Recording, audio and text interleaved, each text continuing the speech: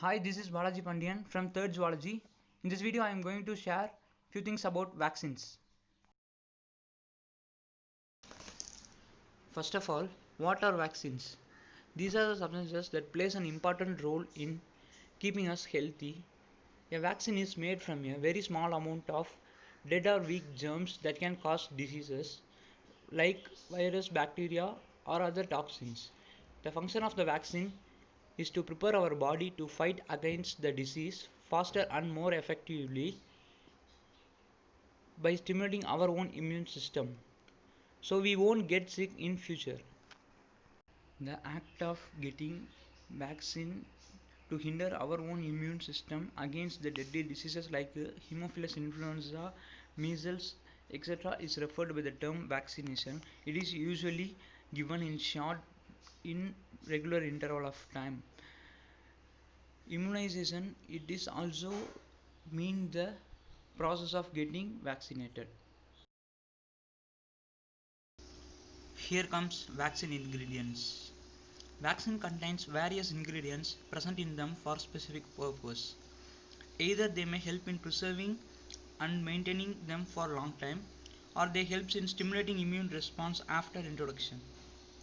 The ingredients help our immune system respond and build the immunity to specific diseases are antigens and adjuvants. Antigens. These are the substances taken in very small quantities from a weak or dead germs that educate our immune system how to fight off infections. Example, flu virus. Adjuvants. These are the substances present in some vaccines helps to give strong immune response to a vaccine. For example, aluminum is a good adjuvant that prevents pyrexia, which means increase in temperature or fever. There are ingredients also used in the preparation of some vaccines include cell culture material, inactivating ingredients and antibiotics. A cell culture ingredients like egg where the vaccine antigen is grown and are cultured.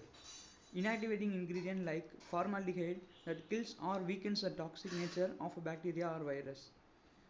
Antibiotics like neomycin that helps to keep outside germs and bacteria from going inside the vaccine. Before learning how the vaccine works, let us know few things about our immune system. What is immune system?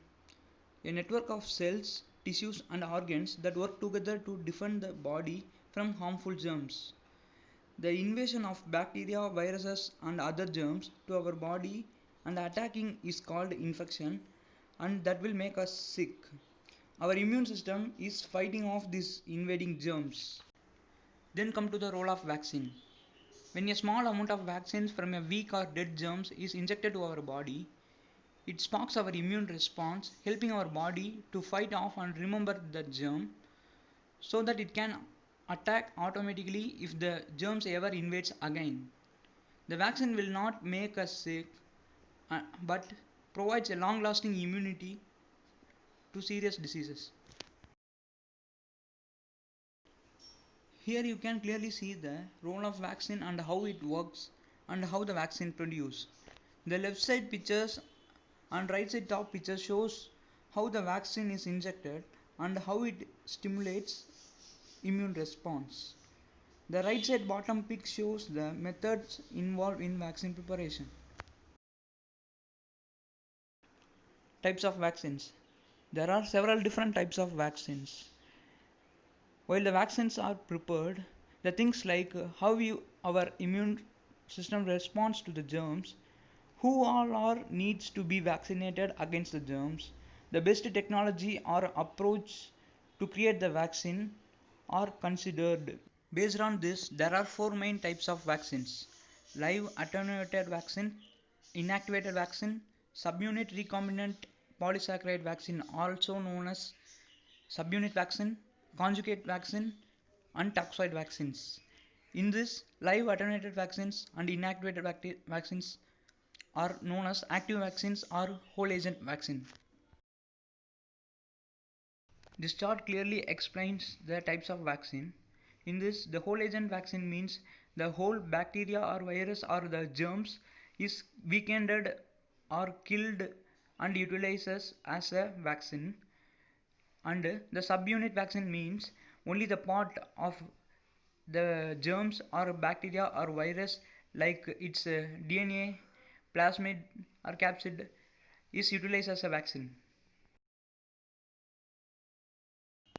Live attenuated vaccines. Live vaccines uses a weakened or attenuated form of the germs. These are quite similar to the natural infection and they provide a strong and long lasting immune response. Just one or two doses is enough for the lifetime protection against the germs or diseases. The live vaccines has some limitations. For example, the person with weakened immune system or long term health problems or the people who undergone organ transplantation must consider their healthcare provider before getting vaccinated. Another limitation is live vaccine must be kept cool.